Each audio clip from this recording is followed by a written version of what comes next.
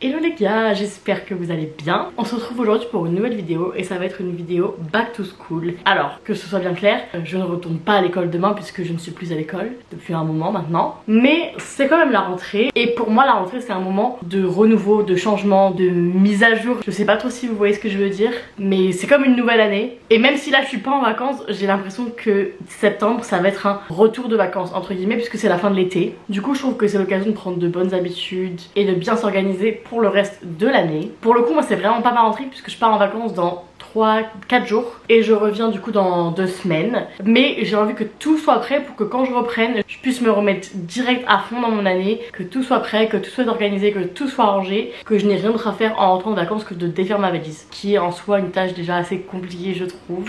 Bref, du coup je vais vous donner les conseils que j'applique on va dire à chaque rentrée, du moins que j'essaye d'appliquer. En premier lieu ça va être de faire le tri par le vide, parce que c'est vrai qu'on a tendance, en tout cas moi j'ai tendance à accumuler beaucoup de choses, que ce soit des vêtements, que ce soit des objets, que ce soit dans mon ordinateur ou surtout dans mon téléphone où j'ai genre 10 000 photos. La plupart du temps vous n'avez pas besoin de tout ça et il y a bien un moment où il faut faire le tri parce que sinon ça s'accumule et au bout d'un moment il n'y a plus de place. Moi c'est mon cas, mes placards sont pleins à craquer, mon téléphone est plein à craquer, mon ordi est plein à craquer, donc faut que je fasse le tri. Donc je vais faire le tri de mes vêtements, donner ou revendre ceux dont je n'ai pas besoin. Je vais faire le tri de mon téléphone, trier toutes mes photos parce qu'il y a plein de photos qui ne servent à rien. Les photos que je veux garder je vais les transférer sur mon ordinateur. Je vais également faire le tri dans mon ordinateur parce qu'il y a également des dossiers dont j'en ai pas besoin, les mettre sur mon disque dur, etc.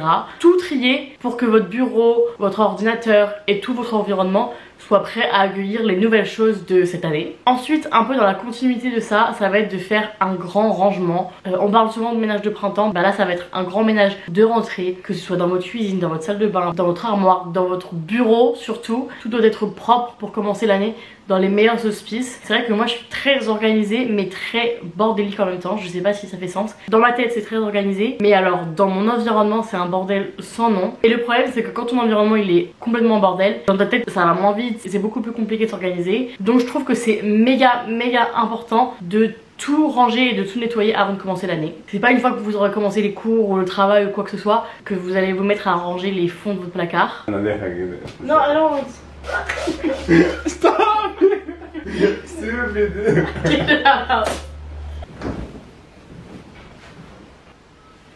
Ensuite, je vous conseille de réorganiser votre vie, c'est-à-dire de vous recaler sur un bon cycle de sommeil, parce que c'est vrai qu'après les vacances, peut-être que vous êtes parti en vacances tout simplement, vous avez fait beaucoup la fête, j'en sais rien, mais vous avez sûrement pas un rythme de sommeil qui est adapté à votre année scolaire ou votre travail ou quoi que ce soit. Donc je vous conseille de vous refixer sur un bon cycle. Ce que je conseille, que j'applique pas forcément, ça va être de se coucher 8 heures avant le réveil. Maintenant c'est pas forcément facile, moi je sais qu'il y a beaucoup de jours où je me lève à 6 heures et je me vois pas me coucher à 22 heures. J'aimerais beaucoup mais si je me couche à 22 heures, j'ai l'impression que j'ai rien fait de ma journée, enfin bref. Mais essayez d'avoir un cycle assez régulier, d'avoir suffisamment de sommeil, c'est hyper important pour être productif, pour être de bonne humeur ou tout simplement en bonne santé. Vous n'arriverez pas à vous concentrer si vous êtes fatigué. Ça passe aussi par la création de bonnes habitudes ou de routines. Par exemple, je trouve qu'avoir une morning routine ça aide énormément à être organisé dans sa journée, à être productif, parce que vous vous levez, vous savez exactement ce que vous avez à faire, mais en même temps vous prenez un peu de temps pour vous. Après ça dépend de votre travail. Moi je sais que j'ai énormément de mal à tenir une morning routine dans le sens où j'ai pas du tout les mêmes horaires. Il y a des jours où je vais commencer à 7 h alors qu'il y a des jours où je vais commencer à 16 h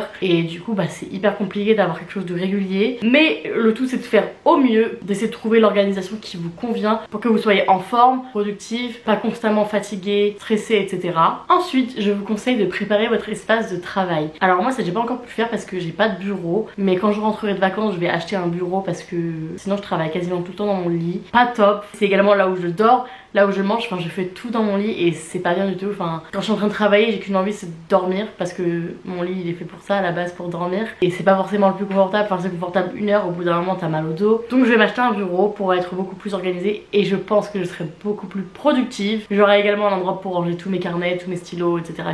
Essayez d'associer certains lieux de votre maison, de votre appart à des activités particulières. Et je sais que ça peut paraître facile à dire parce que peut-être que vous avez un petit appartement et vous avez pas beaucoup de place, mais je sais de quoi je parle. Je vis en coloc, donc j'ai une chambre que je partage avec mon copain, donc il n'y a pas pas énormément de place pour beaucoup de choses. Mais là par exemple, une fois que j'aurai acheté mon bureau, j'aurai mon bureau pour tout ce qui va être montage vidéo par exemple, une petite table pour manger parce qu'il faut que j'arrête de manger dans mon lit, et un lit pour dormir ou lire ou me détendre. C'est les trois trucs principaux à dissocier dans différents endroits. Un endroit pour manger, un endroit pour travailler et un endroit pour se détendre. Parce que si vous travaillez dans votre lit, le problème c'est que quand vous allez vous coucher, vous n'allez pas avoir envie de dormir parce que c'est l'endroit où vous travaillez, mais en même temps quand vous allez travailler, vous allez avoir envie de dormir parce que c'est aussi l'endroit où vous dormez. Enfin, je sais pas si ça fait sens, mais voilà, je trouve que c'est bien de dissocier des zones, on va dire. Essayez de rendre l'endroit où vous travaillez attractif, rangé, organisé, pour que vous ayez envie de vous asseoir à votre bureau pour travailler. Si c'est un énorme bordel avec tout n'importe quoi dessus, c'est sûr que vous aurez beaucoup moins envie d'aller vous asseoir à votre bureau. Ensuite, je vous conseille d'investir dans du matériel qui va vous être utile. Je parle pas d'acheter 45 000 stylos de toutes les couleurs, même si j'ai 45 000 stylos de toutes les couleurs. Si vous vous reconnaissez dans ce que je dis, vous avez sûrement déjà plein de stylos. Vous avez sûrement pas besoin d'avoir des nouveaux stylos de nouvelles couleurs parce que vous en avez sûrement suffisamment. Mais si vous en avez pas, je vous conseille d'avoir toujours quelques surligneurs, quelques stylos, des carnets et surtout des planeurs. Moi je ne jure que par les planeurs, vraiment c'est ma façon d'être le plus organisée. J'adore tout planifier parce que j'ai un petit problème, c'est que si ma journée n'est pas organisée et complètement remplie, je ne vais rien faire. Pour que je sois productive, il faut que ma journée soit remplie de A à Z.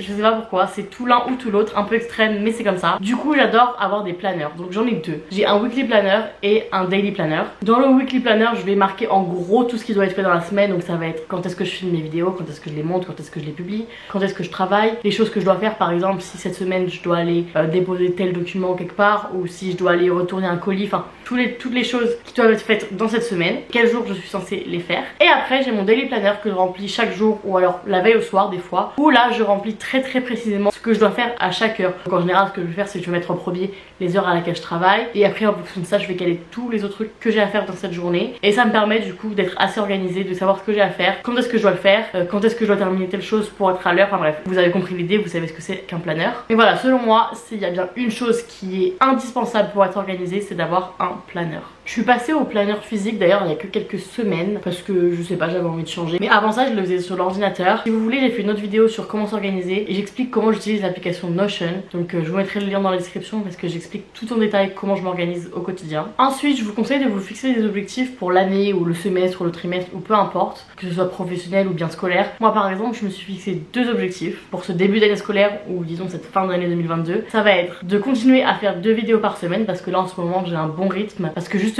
je suis bien organisée et je fais des plannings tout le temps pour pouvoir faire 2 vidéos par semaine, parce que mine de rien faire 2 vidéos par semaine quand à côté tu travailles une 50aine d'heures par semaine, c'est pas du tout impossible, mais selon moi faut être quand même très organisé. Et le deuxième objectif ça va être de trouver un équilibre entre mon travail, ma vie sociale et faire des vidéos YouTube, parce que c'est vrai que mon travail il me prend beaucoup de temps et du coup en dehors du travail il me reste quand même du temps, mais des fois ça va être ok, est-ce que je sors, est-ce que je fais mes vidéos comme j'avais prévu, et donc l'idée c'est de trouver un équilibre. Cet été je trouve que je l'ai trouvé parce qu'en fait ma vie sociale elle est vachement intégrée à mes vidéos YouTube et je pense que c'est ce qui me convient le mieux, même si je dois faire des choix quand même. Je peux pas forcément sortir jusqu'à 3h du mat si j'ai prévu de faire ma vidéo, ou alors je le fais mais dans ce cas là bon bah je sais que ma vidéo elle sera en retard et c'est pas grave, mais voilà, faut faire des choix. Mais voilà, mes deux objectifs c'est de faire 2 vidéos par semaine et de trouver un équilibre entre vie professionnelle, vie personnelle et YouTube. Je parle comme si j'étais une grande star de YouTube, MDR. Et enfin mon dernier conseil, et je pense le plus important, c'est de profiter de vos derniers jours de vacances, parce que là on parle de comment se préparer pour la rentrée et tout, mais une fois que la rentrée elle sera là, bah vous allez devoir travailler, vous allez devoir étudier, vous serez plus en vacances. Donc profitez de ces derniers jours de vacances pour passer du temps avec votre famille, pour voir vos potes, pour aller vous balader, pour partir en voyage ou je ne sais quoi. Mais voilà, vous n'entraînez pas chez vous à préparer votre rentrée, à préparer vos petits stylos, vos carnets. Vous avez le temps, profitez un maximum. C'est la fin de cette vidéo, j'espère qu'elle vous a plu. Pour tous ceux qui retournent à l'université, à l'école ou peu importe, je vous souhaite de passer une bonne rentrée. Ceux qui retournent au travail, je vous souhaite bon courage. Moi là je suis encore au travail, on est mercredi, mes vacances commencent dimanche. Mais voilà, une semaine après ce sera ma rentrée personnelle, tout est déjà prêt. Enfin je suis surtout prête pour partir en vacances. Mais voilà, bon courage à tout le monde. Si vous voulez voir mes prochaines vidéos, je vous invite à vous abonner. En attendant, je vous souhaite de passer une bonne journée et je vous dis à bientôt. Ciao. My love language is your time and attention. Won't you give some of it to me? I've been lonely lately.